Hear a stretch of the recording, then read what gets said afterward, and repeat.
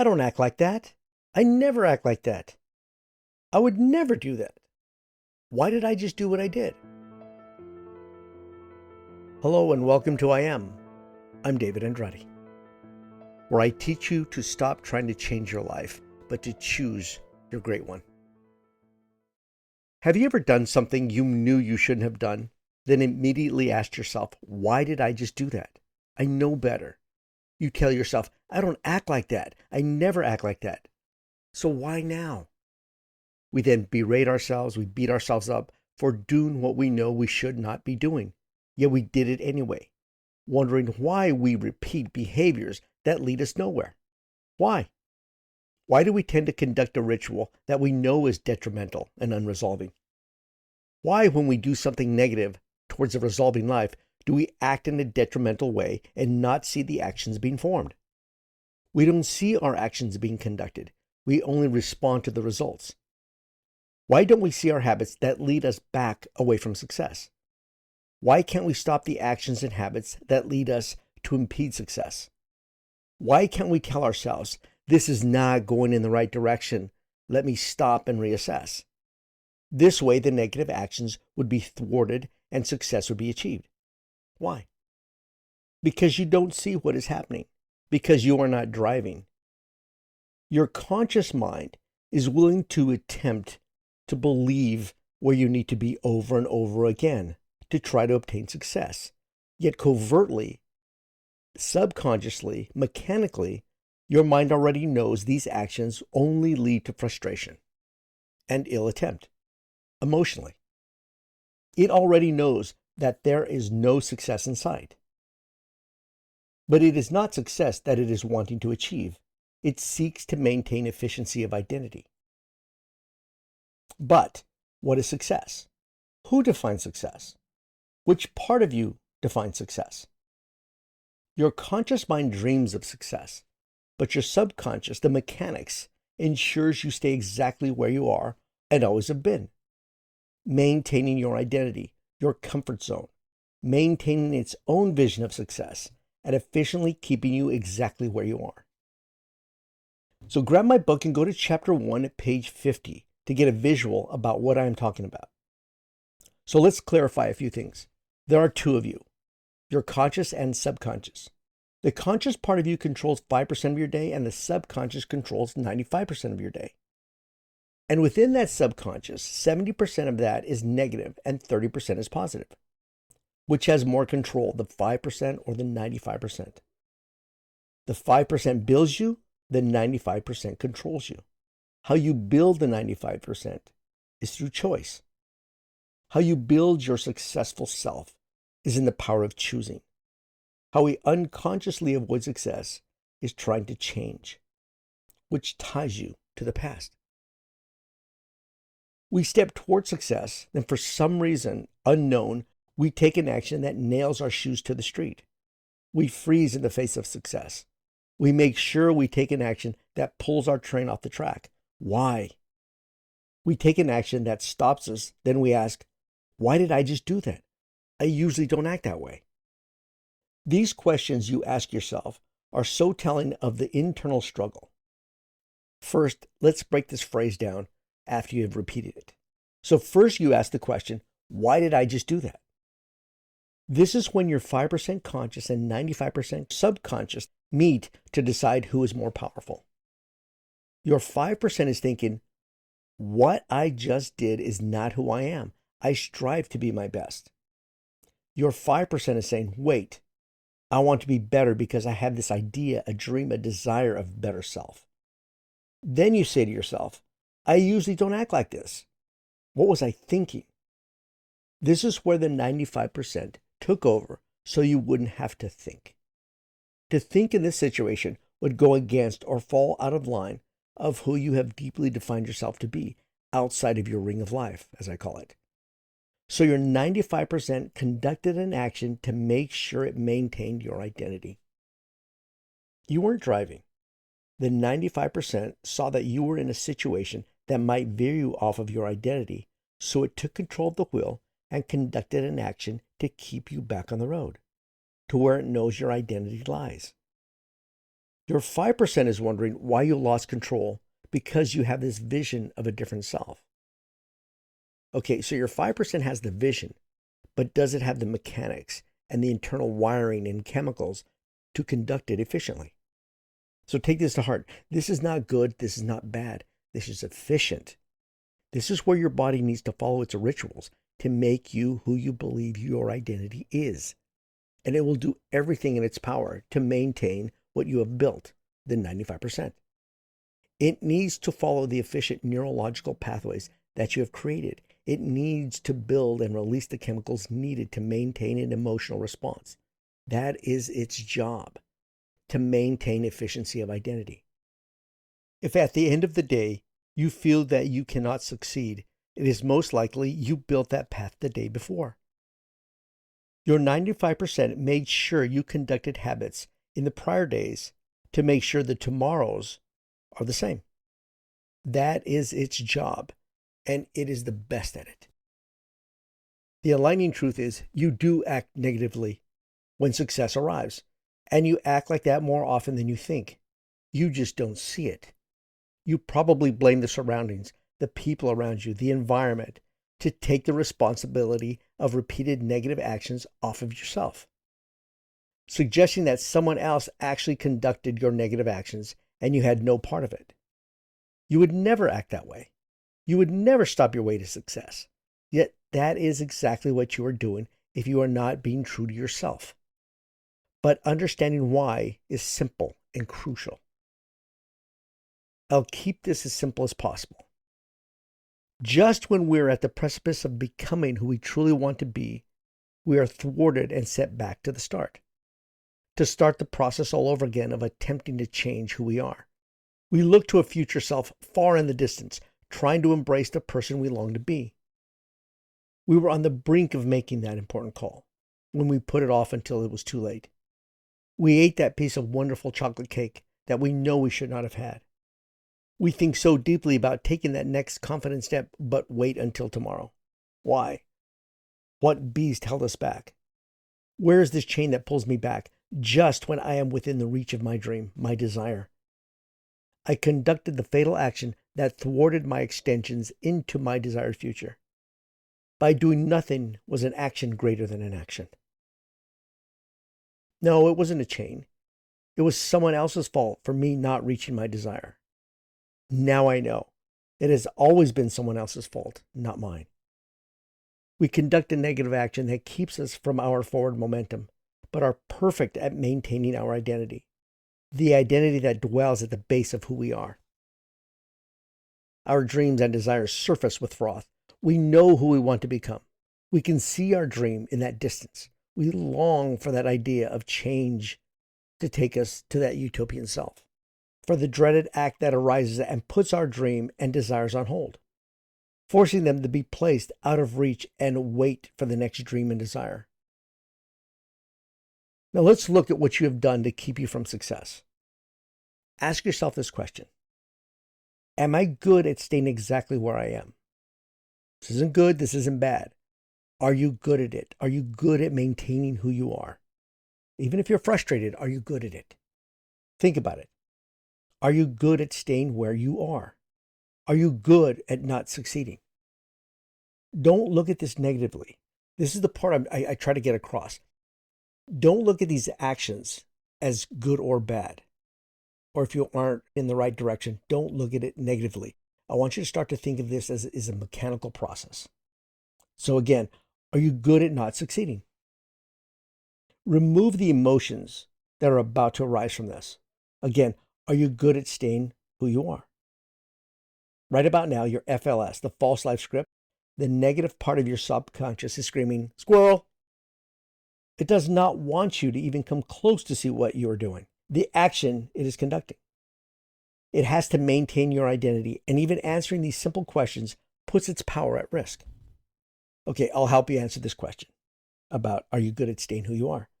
And the answer is, I'll help you with this. Yes, you're good at keeping yourself from success. You're very good at it. Otherwise, you would be successful. Now you're thinking, wow, that just made me feel better, David. Thank you very much for beating me up. This is how I need you to approach this. How you are thinking, how you're believing, how you're conducting your life is only a mechanical process. But it is a mechanical process that is conducted that will release the emotions that go along with the results. Think about the actions conducted at the beginning of these conversations. When I stated that after you conducted a negative action, you said, "Why did I just do that?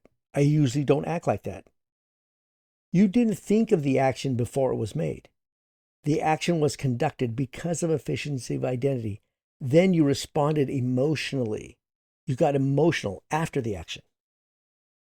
So yes, you are good and probably great at not succeeding. But this is only because of a mechanical reason. I want you to look at this differently than what you have heard out there. I want you to forget about the emotional component while you're listening to this podcast. This is where I teach living in 3D. You define, you develop, you deliver. Living in 3D. Okay, I want you to look at this. We're going to approach this in a mechanical sense. I want you to look at your life as only gears grinding out a product, and the equipment is built to efficiently produce one product. So for now, let's remove the emotions and let's just talk about the mechanical process. So initially, this machine is built to produce a product, your identity. So stop screaming at the machine. Stop asking why you just made this product, this action. You can scream at it all day long, all night long. This is the machine that was built, that is producing the results. So now, say this machine has 5 working parts to churn out a specific product, and it does it efficiently. It does it very well. You put in the ingredients, the machine starts producing the product it was designed for. But while the machine is in production, you are not emotional because you haven't seen the end product. Now, the end product and your emotions will be produced based on how the product was delivered from the machine. You are happy with the results. You are understanding that some modifications need to be made to make a better product, or you are furious with the results. Now, what if you could choose to replace just one of the working parts? You will produce a new product. We are the same. We define the ingredients we're going to add and put into the machine, our mind. Our mind, the machine, will now develop the product you have asked it to make. At this point, you are not emotional yet because you have not seen the end product. Now the product is delivered, it's produced, and you now react emotionally to what has been developed, what has been produced. You are happy with the results. You are understanding that some modifications need to be made to make it better, or you are furious with the delivery, with the results. And this is how we conduct our lives every day. We define how we're going to live, we develop it, our mind develops it, and then it is delivered. This is where the emotions come in. We are emotional because of the deliveries, because of the product being produced. Now it is your turn to react. This is where you react to your actions or non-actions. This is when you react positively because you are pleased with your daily results, or you react in a frustrated way because you are unhappy with your results. What built your identity? Choices, not change. Today, I want you to think differently. Remove yourself from the idea of change. You can always go back to trying to change yourself tomorrow. But for now, please forget about the idea of changing yourself. This is what is holding you back. This is what is wasting your time. Okay, now let's move forward. Now find one thing, just one thing to do that you don't do, but you know that you should. Just one thing. One thing that you refuse to take that step. Remove the idea that you are afraid to do it or that it's going to take up too much time. Remove that idea. Think of this mechanically. Look at it. Think about it. And in 3 seconds, consciously choose to do it. And don't make an excuse. Choose to do it now, but you have to believe it. You have to feel that you are doing it. You have to know that this is part of you. This has to be a whole mind, body effort. And most importantly, you have to define it as I am. And this could be, I want you to do something even small. I know there's something that you've been putting off. Just go and do it and then time it to see how long it actually took you to do. There's something that I've put off. I put them off for weeks and weeks. Then when I do it, I time it and I realize really it only took me 10 minutes and I waited this long to do it. I want you to find something, one thing that you need to do to move your life forward and just do it. Choose to do it. Consciously take control of your life and choose to do it. And if you did it, you chose to do it. You did not change. You didn't change one thing about yourself. It has always been inside you. If you didn't do it, it was because your FLS didn't fight you on it. It gave you a beautiful, subtle reason to avoid it for today. Let's do it tomorrow when you have more time. It's too late in the day. If you do it, you're going to get somebody upset. And the subtle list goes on to keep you from doing what you need to do. Okay, let me back up a little bit. You might be asking yourself, I really can't see what I'm doing wrong. I can't see what is holding me back. What the heck is keeping me from succeeding? I'm so frustrated. Well, you are leaving clues everywhere, but your identity will not want you to see them, smell them, acknowledge them. It will have you avoid them at all costs to its existence. You have to know if you really want to know what is holding you back. Do you want to know? Do you really, really want to know what is holding you back? If you want to move forward, your answer has to be yes, I want to know. Then if you do, in my book, I mentioned the F test that you have to take. And what this is you have to be willing to ask a family member, a friend, or a foe. Ask them to be honest with you and ask them, what action am I taking that is holding me back? What action am I avoiding that is holding me back? But when you ask these questions, they will bring to light what your internal self already knows. It just has to be brought to the surface, and sometimes it takes someone else to expose it. But this is what will happen. Your FLS will respond to the answers in a way that will want you not to listen. Your FLS will say, that is BS. I never act that way. Or if I do, that was only one time. It will try to give you reasons not to listen. This is where you have to now decide to choose to be the real you or not. And what I want you to focus on, these could be little things that other people tell you. And if they constantly tell you something that you aren't doing, it's there, it's right in front of you. Even if it's like, why didn't you keep picking up your socks? Why didn't you fix your bed? And they tell you this over and over. Why didn't you make that phone call? Why are you always late? They right there are telling you what you aren't doing or are doing. They tell you what you aren't doing. It's exposed to you. But if you listen, if you don't follow through with what they're telling you, that is your FLS having you avoid it. Think of something that somebody tells you constantly.